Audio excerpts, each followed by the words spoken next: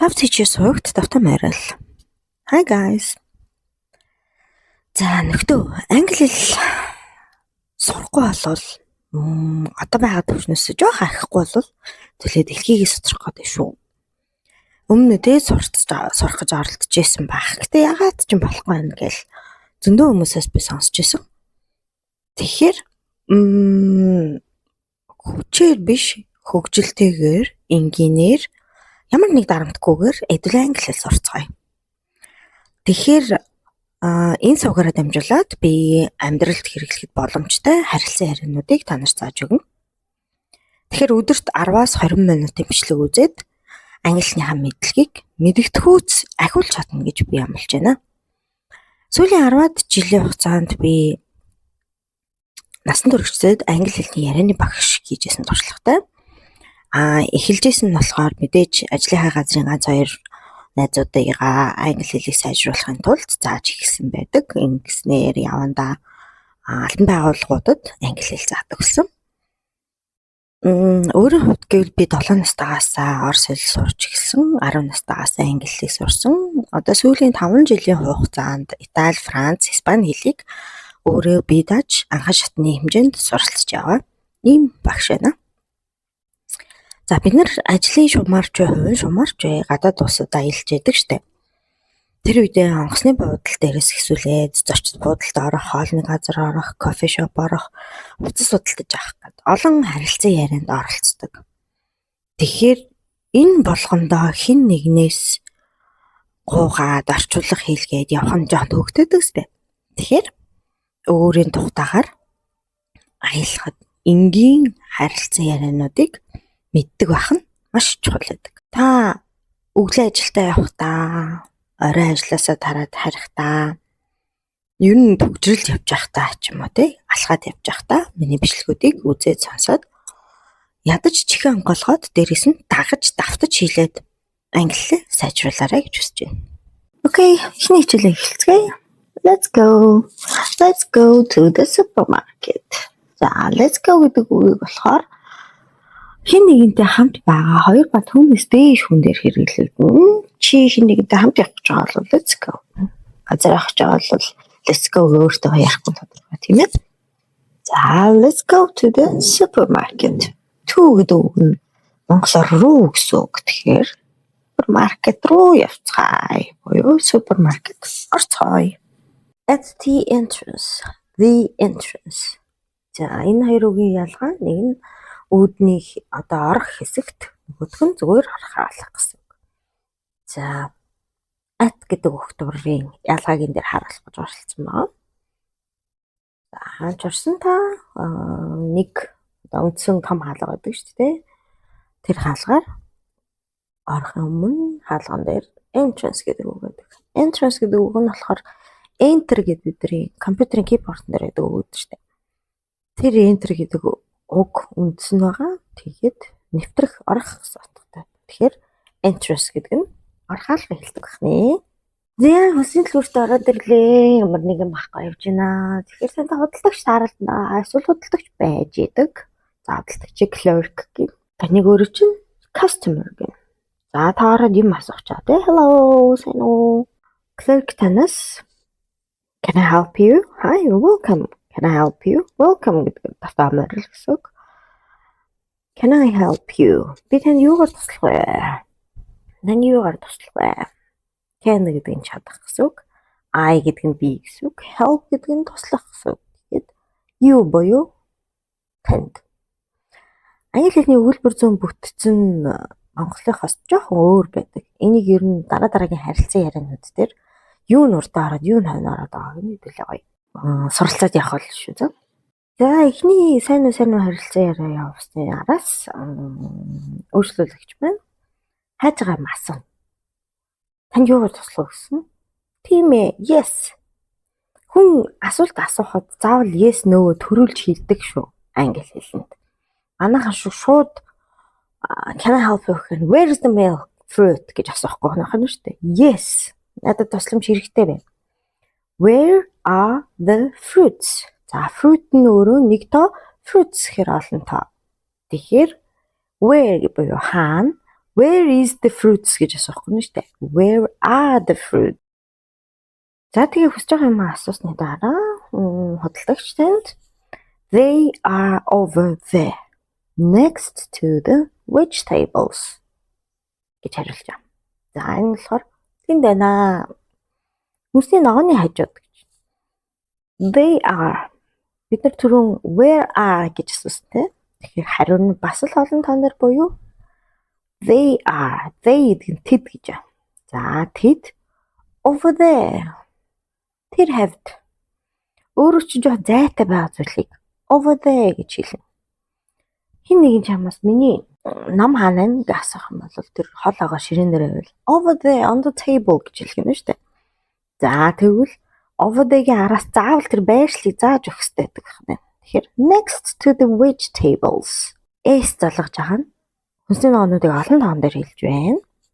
За next гэдэг үг бидний хамгийн сайн мэддэг үгнүүдийн нэг тийм дараагийнх нь гэсэн үг шүү дээ.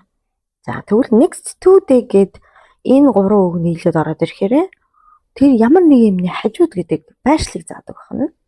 Тэгэхээр next to the vegetables. Хүнсний ногооны хажууд байгаа. За дараагийн харилцаа яриаг орцгоё. Excuse me, where is the milk? За энэ дээр ганц тооны зүйл асууж байгаа учраас is гэдэг холбогч үйл үгийг ашиглаж байгаа нэрээрээ. Where is the milk? Сүү хаан байгаа вэ? Байдаг вэ? За excuse me гэдгийн урд нь оруулж байгаа шалтгаан нь бид нар хин нэгнээс юм асуухтаа гадаадад явж байгаа үйлчлэгийн байгууллагын ажилтнтай ярихдаа заавал excuse me гэдэг өгтөрийг урд нь ашигладаг байх юм шүү. За хөдөлгөгч хариуд нь the milk is in aisle 3. Сүү 3 дахь игнэнд байгаа. За энэ супермаркетад игнэнүүдийг aisle гэж дууддаг. Яг амьдрал дээр энэ aisle гэдэг үг хэрэглэгддэг өөр олон тохиолдол байдаг. Хонгил коридор одоо тэр коридорын эцтэйгээ сандлыг хэлэх юм бол aisle seat гэж хэлэх нь жишээ нь тийм.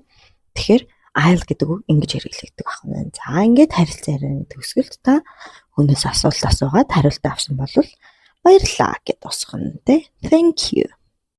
За дараагийн харилцаа орцгоё. At the bakery section. Юу? Нарийн бовны хэсэг. За түрүүн бид нар entrance дээр хэлсэн те at the entrance гэхээр ямар нэг зүйлийн байршлыг те хаана гэдгийг заахад at the гэдэг өгтөр авч байгааг анзаараарай. Дараагийн хичээл дээр дэлгэрэнгүй ярина. За I'd like 1 loaf of bread please.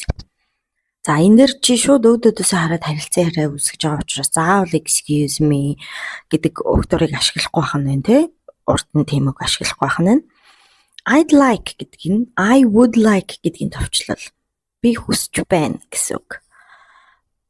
Би нэг талх авахыг хүсэж байна гэдгийг илэрхийлж байгаа гэсэн үг. Энгийнээр бол би нэг талх авъя. За please гэдэг үг яагаад ард нь ороод ирсэн юм бэ? Юм гуугаад байгаа юм уу? Яг үнэндээ бол бүх үйлчилгээний газруудад ямар нэг зүйл авъя гэж хэлсний араас заавал please-ийг хэрэглэдэг. Энэ бол одоо англи хэлний харилцаа ярианы тогтсон дүрэн байдаг баг шүү. За loaf of bread гэдэг нь юу гэж юм гэхээр манайхаар бол юм бүтэн бөөрийнхий талхыг хэлж байгаа. За бөөрийнхий ч гонцгойч аль нь хийж болно. Тэгэхдээ зүсээгүй талхыг хэлж байгаа шүү за. За I'd like 1 loaf of bread.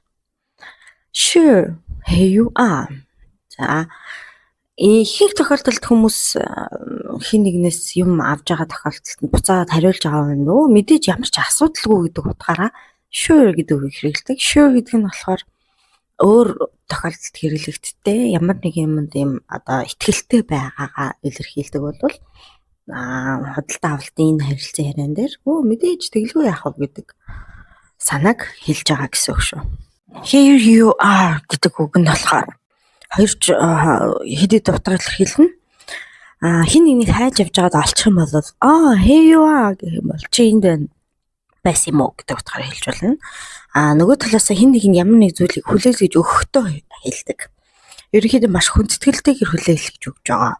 Тэр хүнд талархаж байгаагаа илэрхийлээд here you are гэж өгдөг байх юм байна. За талх худалдаа авалтын дараагийн хэсэг болох төлбөр тооцооны хэсэг орж ирж байна. За how much is it? Үн асууж байна. Энэ ямар үнэтэй юм бэ? Have гэдэг нь ямар гэсэн үг. Much гэдэг нь ерөнхийдөө ямар нэг юмны хэмжээг илэрхийлдэг. Тэгэхээр одоо хэдий хэрэг хэмжээний мөнгө төлөх вэ гэдгийг асууж байгаа гэсэн үг шүү. Тэгээд is гэдэг нь энэ нөгөө зүйлээ хэлж байгаа буюу талхаа хэлж байгаа. Is it гэж хэлж байгаа. За энэ бол асуух өгүүлбэр байна тийм. За хөдөлгөгчдөөс нь it's $2. $2. $1 бол доллар гээд 2 ба түүнээс дэшиг артаа s залгана. Яг тэгэхээр олон тавчраас тийм ээ. За okay, I'll take it. In I will take it гэдгийн товчлол шүү. I'll take it. Ярианы хэлний хөвчлэн бид нэр товчлсон үгээр нь дандаа ярьдаг байхан тий. I will take it гэж ер нь хэрэгэлдэг байхан нь I'll take it. За би авъя. Take гэдэг нь авах гэсэн утгатай үг. Eat гэдэг нь одоо бид нар ярианы хэлэн дээр бүх зүйлийг нэрээр нь хэлээд авах. How much is the bread? I'll take the bread гэдэг. Заавал тэрийгэ талхаа байн дурсаад авах шаардлагагүй. Тэр нүдэн дээр нь ил байгаа учраас eat гэдгээр орлуулан авчдаг. Амир нэгэн амьгүй зүйлийг eat гэж байна шүү дээ. Энэ зүйл гэсэн утгатай үг байна. За дараагийн хэсэг. Одоо болохоор том супермаркетынхаа том кассан дээр ирж байна. Сая бол зөвхөн bakery section-ы төлбөр тооцоо явагдсан тий. Одоо хэдүүлээ кассан дээр ирж байна гэсэн үг. Hello. Did you find everything? За та хүссэн бүхнээ олсон уу гэж. Find гэдэг нь олох, юмыг хайж олох. Одоо харагдахгүй байсан юмыг хайж олж байгаа шүү. Ил байгаа юмыг хайж олж байгаа биш. За тэгэхээр did you find everything? Everything. Бүх зүйлийг гэсэн үг. Одоо хайсан болгоно гэсэн утгаар хэлж байгаа шүү. За та нэг 10 юм авах гэж орсон бол 10-ынгийн авсан уу гэдэг санаагаар асуугаад байгаа. За yes, thank you. Тийм ээ би олсон. Баярлалаа гэж хэлж байгаа гэсэн үг. Тэрэн дээр yes, I found everything. Би бүгдийг олсон гэж хэлхийн оронд oh, yes, thank you. За find-ийн өнгөрсөн цаг нь found. Хэдүүлээ дараагийн хичээл дээр дөрмийн бус үйл өгүүдийг үзнэ. Энэ үйл өгүүдийг манайхаа заавал цээжлэх хэрэгтэй гэдэг шүү. Кассан дээр ирсэн байгаа. За кассан дээр бүх хүмүүс уншуулад cashier буюу касчин. Cash гэдэг нь бэлэн мөнгөийг хэлж байгаа. Cashier гэхээр таны мөнгийг хурааж авах casting гэдэг утгаар нь хэлж байгаа шүү. That will be $15.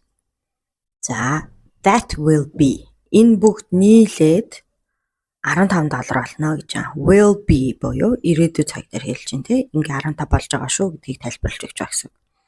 За, үргэлжлүүлэгч here's $20. Мэ одоо тий энд $20 байна гэдгээр санаагаа хэлээд мэ гэд $20 өгж байгаа гэсэн үг. Thank you. Here's your change. За зөөрүүлээд танд change гэдэг нь одоо өөрчлөх гэсэн утгатай үг тий. Мөнгөний хэлэн дээр буюу санхүүгийн хэлэн дээр change гэдэг нь хариулт мөнгө хэлдэг шүү. За тэгэхээр энэ change гэдэг бас өөр нөхцөл байдалд орохороо өөрөөр утгыг илэрхийлдэг байна. Энэ тохиолдолд хариулт мөнгө хэлж байгаа $5. Та харийг өгөөд 15 болсон учраас 5-ыг хариултанд авч байгаа гэсэн үг. Thank you. Have a nice day.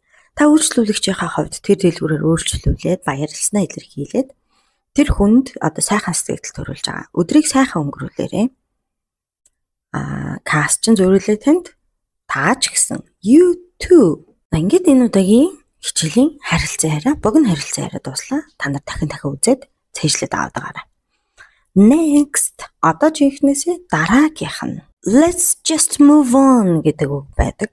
Энэ болохоор одоо энэ асуудлыг орхиод шууд дараагийнхаа асуудал руу явъя л да гэдэг санаатай байхгүй. Тэгээ зүгээр л цаашаа явъя гэсэн. Тэгэхээр одоо let's just move on. Манай сувгийг subscribe дараад дараагийнхаа хичээлүүдийг үзээд байгаарай. За энэ хэсэгт болохоор багш нь дөрмийн бага зэрэг ойлголтуудыг та бүхэнд өгье. Англи хэлийг 26 цагтаа байдаг гэдгийг та нар сонсч байсан бах те. Ёо толгой ирмээр арай л олон цагтаа те. Тэгтээ энэ олон цагууд нь үндсэн 3 хэсэгт л хуваагддаг гэдгийг л ойлгоод авчих. Энэ тийм толгой ирэхээр их юм байхгүй. Ер нь бол present simple tense буюу одоо энгийн цаг, future simple tense буюу ирээдүйн энгийн цаг, past simple tense буюу өнгөрсөн энгийн цаг. Энэ 3 цаг дээр үндэслээд энэ 3 дотроо задарснараа нийтдээ 26 цаг болоод хуурайд байгаа юм. Тэгэхээр өнгөрсөн одоо ирээдүй гэдэг цагуудаа л маш сайн ойлгоод авчих. Энэ л бүгдээрээ задарна гэсэн үг. За жишээ нь present simple tense яаж задраад байгаа юм гэхээр present continuous tense буюу одоо үргэлжилж байгаа цаг болж байгаа. Present perfect tense буюу одоо төгс цаг болж байгаа. За present perfect continuous tense буюу одоо төгс үргэлжилсэн цаг болж байгаа. За энэ болгоныг сонсоход одоо хитрхи ойлгомжгүй санагдаж магадгүй. Энийг нэгээр нь тус нь тайлбарлаад явахаар та нарт арай ойлгомжтой болох байх гэж бодож байна. За том супермаркетуудад хэсгүүд байдаг те. Түрүүн жишээ нь bakery section гэж байсан, нарийн бовны хэсэг байсан. За тэгвэл өөр хэсгүүдийн нэршлүүдийг та нарт эвцэн хэлээд өгчий. Жишээ нь хүнсний ногооны хэсгийг vegetables гэж нэрлэх нь байна. За beverages буюу уух зүйлс, шингэн хүнсний хэсгийг хэлж байгаа. Beverages-ын дотроо alcoholic beverages гэж нэг ангиллал байгаа. За сүүс бүтээгдэхүүн бол тусдаа гарна шүү. Энэ зөвхөн ус ундаа алкоголны төрлийн зүйлсийг ингэж нэрлэдэг байгаа. За араас нь жимсний хэсэг байгаа, fruits байгаа. За бидний мэддэг супермаркетын сакс шүү дээ, төрдөг сакс. За энийг shopping cart гэж нэрлэдэг байна. Дэлгүүр хэсэгтээ хэрэглэдэг саксыг. За араас нь хөлдөгчний бүтээгдэхүүнийг frozen products гэж нэрлэдэг байна. Frozen гэдэг хүүхэлдэйн киног мэдэн шүү дээ манайхаа. Энд чи хөлдөг гэсэн үг. Ер нь бол мөстэй гэсэн санаа шүү за. За тэгээд refrigerator products. Энэ болохоор хөргүүрийн бүтээгдэхүүн шүү. Хөргөгчний хөргүүрийн бүтээгдэхүүнүүд байна. Okay guys, өнөөдрийн хичээл ингээд дуслаа.